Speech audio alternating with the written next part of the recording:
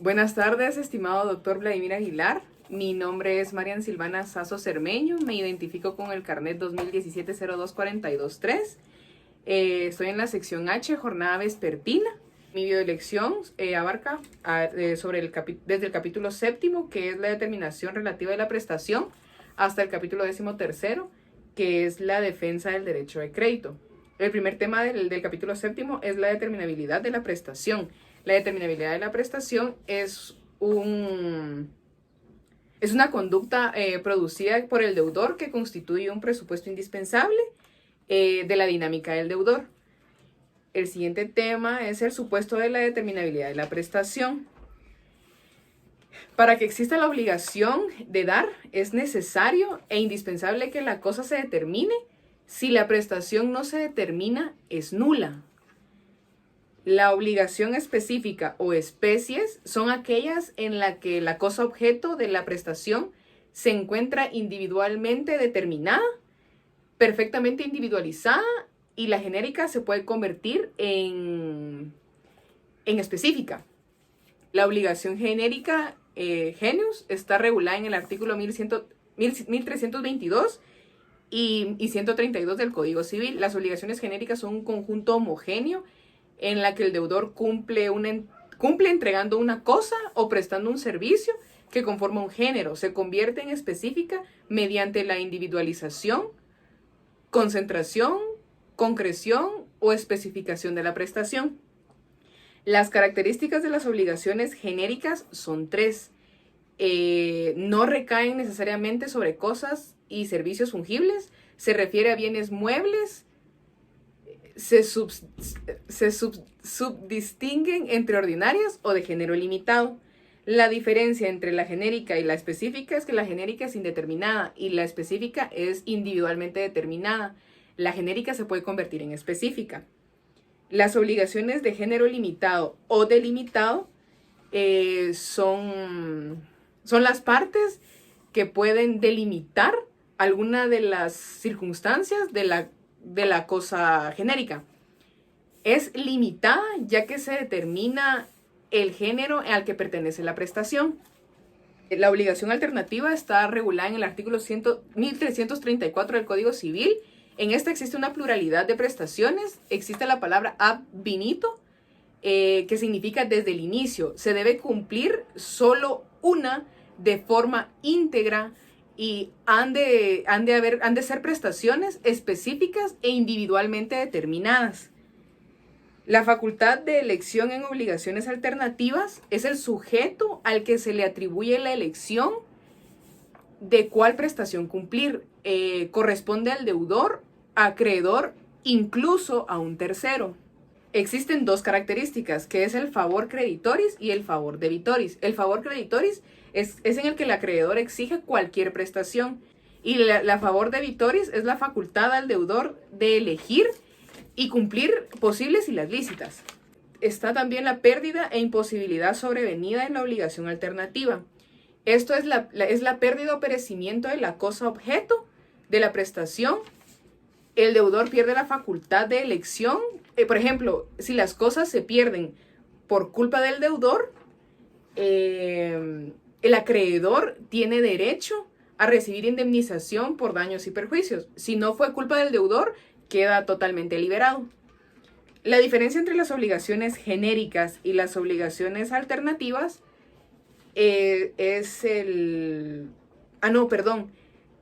La pérdida de imposibilidad sobrevenida de la obligación tiene dos secciones.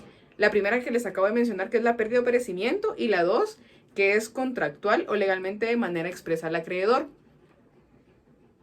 De esta se derivan tres reglas, que es si la pérdida es caso fortuito, el acreedor elige entre las prestaciones subsistentes. Si la pérdida es inimputable, al deudor el acreedor puede reclamar. Y la número 3, que es si todo se perdió, el acreedor conserva la facultad de elección. Las obligaciones genéricas, y la diferencia entre las obligaciones genéricas y las obligaciones alternativas es que la genérica tiene prestación no determinada y es única. Y y no puede estar dentro de una alternativa.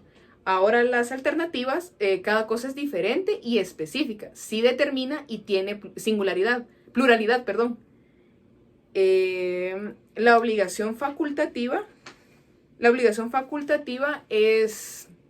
se debe a una sola prestación. Se puede realizar una prestación distinta previamente determinada. Ejemplo, a una persona se le obliga a entregar su casa y ella, en lugar de dar su casa, obviamente, da dinero. Así culmina con la obligación. La facultad solutoria o sustitución de las obligaciones facultativas opera para modificar el momento de pago. Existe la posibilidad de liberarse entregando el ayud, una cosa por otra.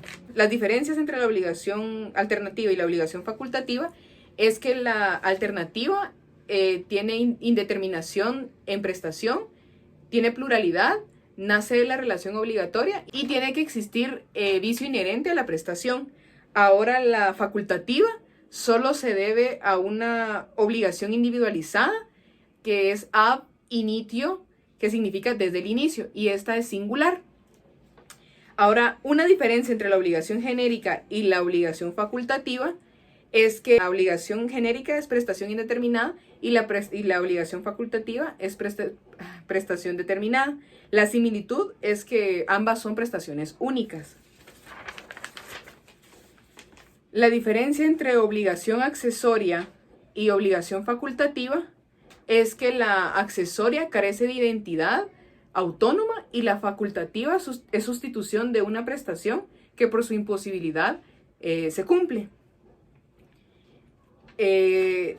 Seguimos con la pluralidad de prestaciones.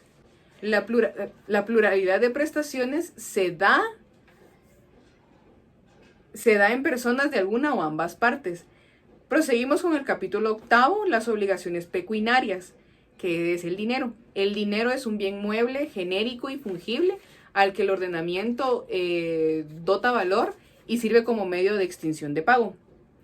Existen 3 funciones del dinero. La primera es de intercambio, la segunda es como medida de valor y la tercera es como medio de pago. La primera es de intercambio, que es para adquirir bienes y contratar servicios. Y como medida de valor, sirve para saber cuál es el valor de cada cosa. Y como medio de pago, el dinero sirve como pago para el cumplimiento de las obligaciones. Las deudas de dinero o pecuniarias, también llamadas de suma o cantidad, es pagar una suma de dinero. Las características son 2: suma de dinero y deuda de valor. La suma de dinero es la entrega de una suma. El deudor debe un valor económico, y la deuda en valor es la restitución en la que el deudor cumple la obligación. Existen como diferencias entre las deudas de dinero y deudas de valor. Las deudas de dinero es un bien en sí mismo y medio de intercambio de adquisición de bienes o de servicios. Y las deudas de valor es una medida de valor equivalente económico a las cosas o servicios o del daño producido. El pago de las deudas pecuniarias se da en 2, que es el pago en la especie pactada o pago en moneda extranjera. Y la número 2 es pago mediante títulos de crédito o títulos de valores. Podemos ver los cheques, letras de cambio, pagarés, etc. De ahí la deuda de intereses. La deuda de intereses es una típica deuda dineraria derivada de una suma de dinero. Las clases de intereses son 2: intereses legales o intereses convencionales. Los intereses legales son aquellos cuya obligación de pago está en la ley, o sea, se distinguen. Se derivan 2, que son monetarios, que es la compensación del acreedor, y los retribuidos, que es evitar que se produzca un enriquecimiento injusto por el uso de un capital ajeno.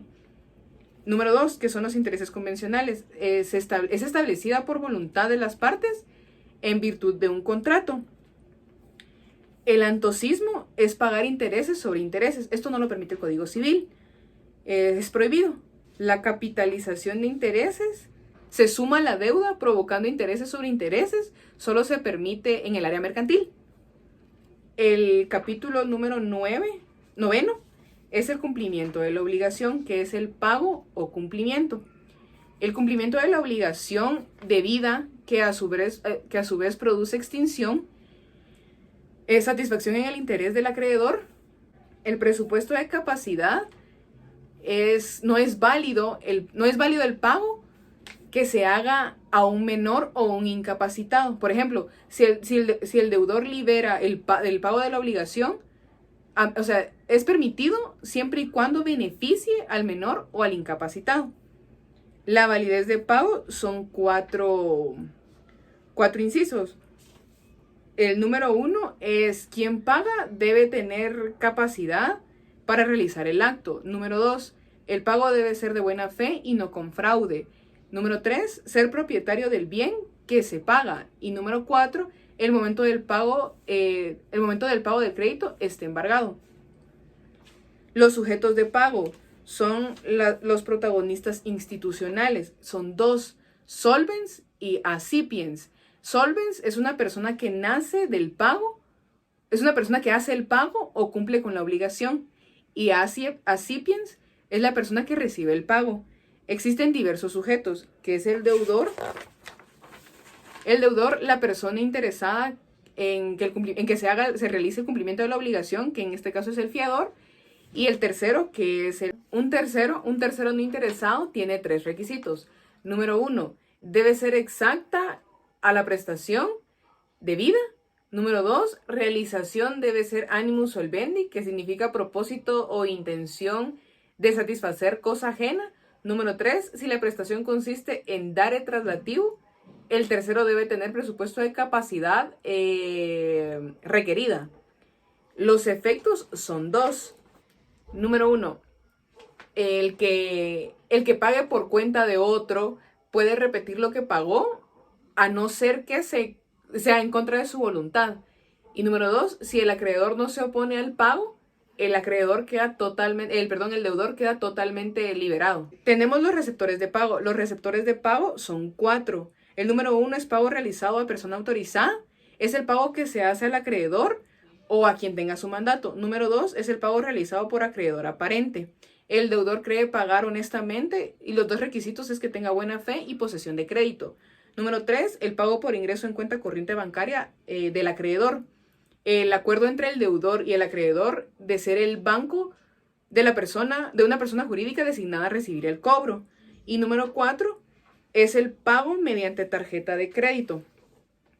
El deudor es titular de la tarjeta y entrega al acreedor, empresario o profesional, para pagar el precio de la adquisición. Existen 3 tipos de tarjeta.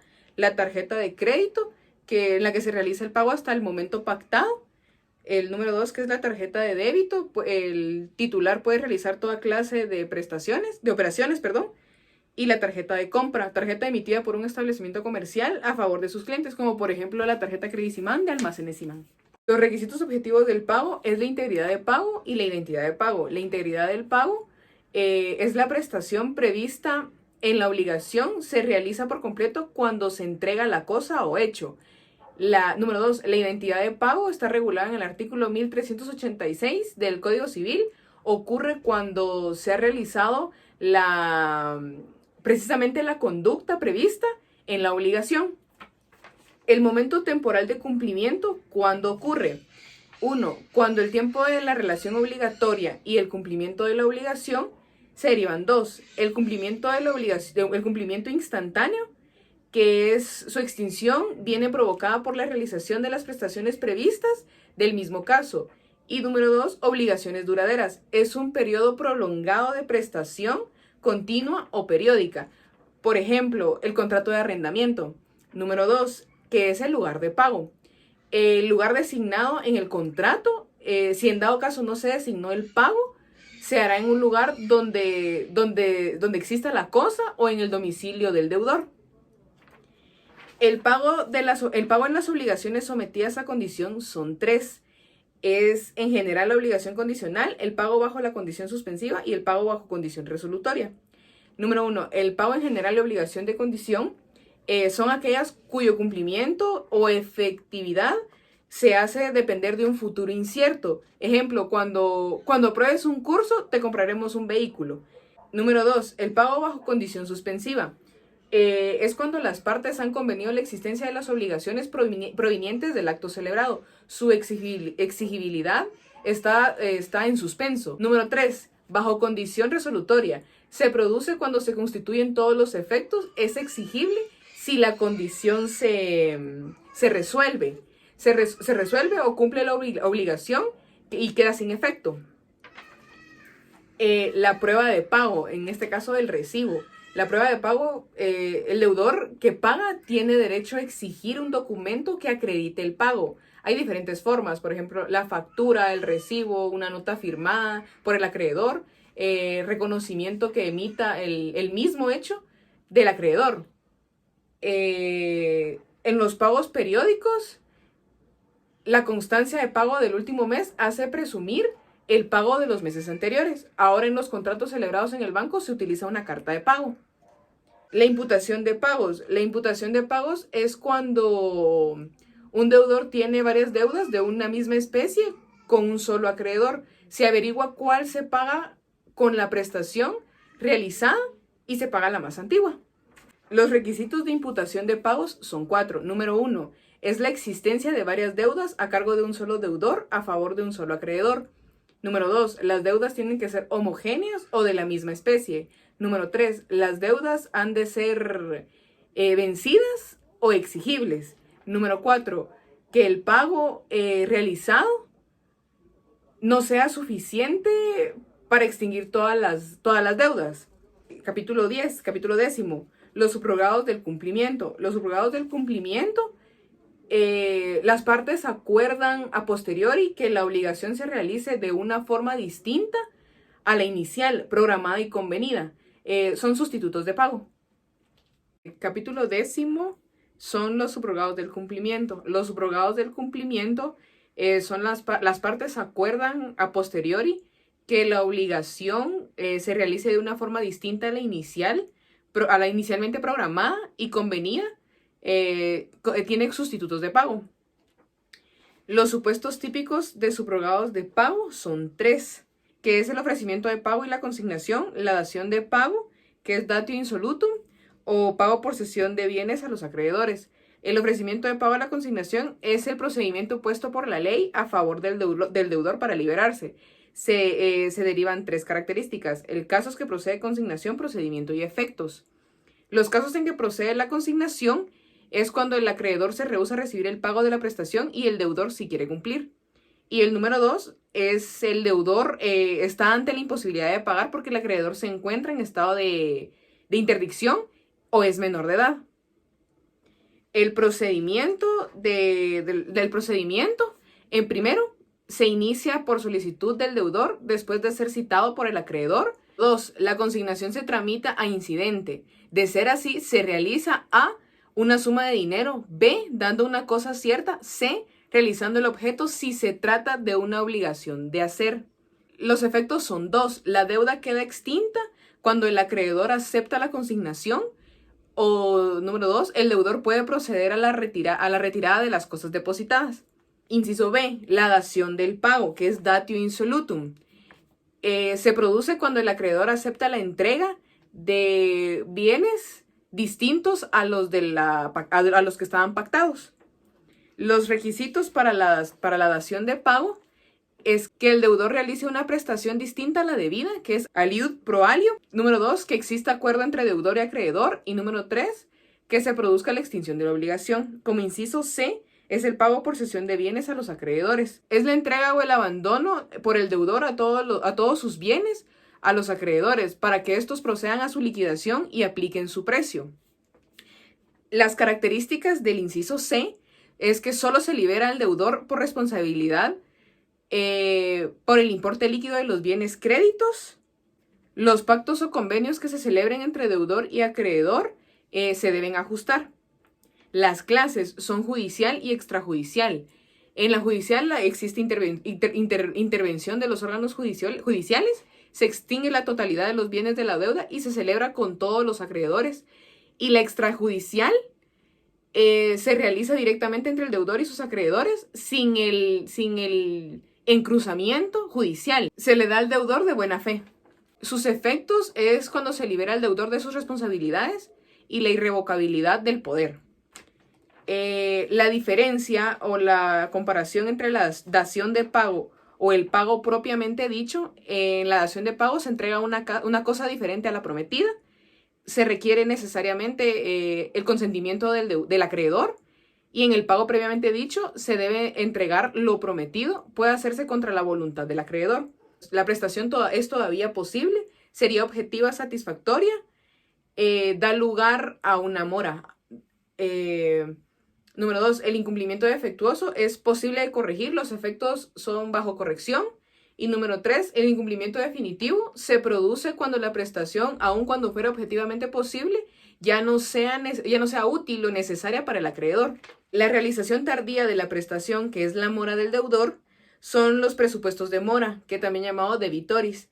Es la consecuencia de haberse retrasado el deudor en la realización de la prestación. El incumplimiento definitivo de la obligación se deriva del incumplimiento e imposibilidad de satisfacer al acreedor. Transcurrido el momento de vencimiento, la prestación sería o bien posible, pero útil. Según la exposición de motivos, ella debe ser aprobada a fin que el juez pueda hacer la declaración que proceda. El llamado incumplimiento defectuoso o inexacto de la prestación es el defecto de la prestación, son parámetros para medirlo. Es el comportamiento solutorio llevado a cabo por el deudor.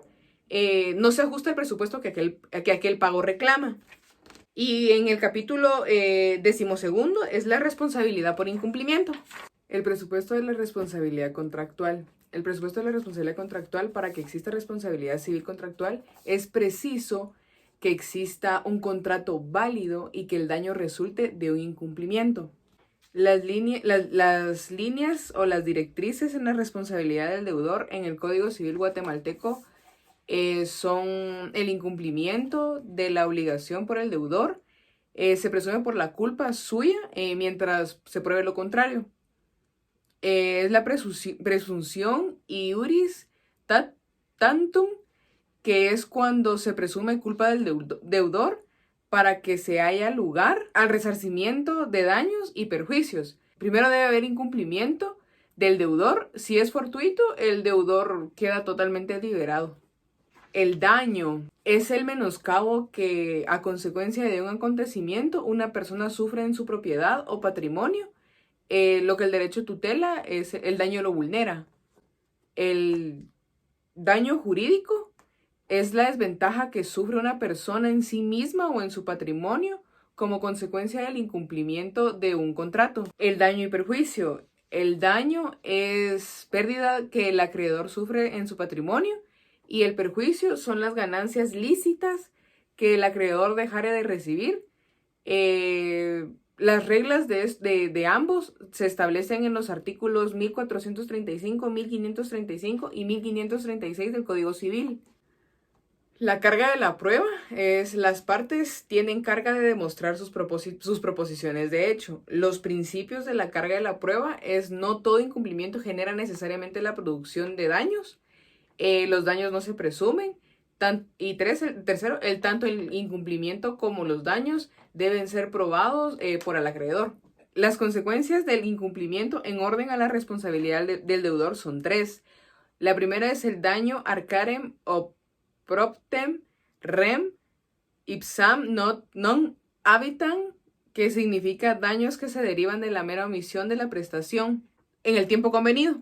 La segunda es daños y perjuicios ulteriores derivados de la inejecución. Y el tercero es el problema de riesgo, que es periculum obligationis, atañe a la cuestión de la responsabilidad. El problema de la subsistencia. La indemnización de daños es resarcir o compensar los perjuicios provocados por el incumplimiento del contrato. Sin daño no existe obligación de indemnizar y la reparación debe ser total. El resarcimiento económico es la indemnización de daños y perjuicios.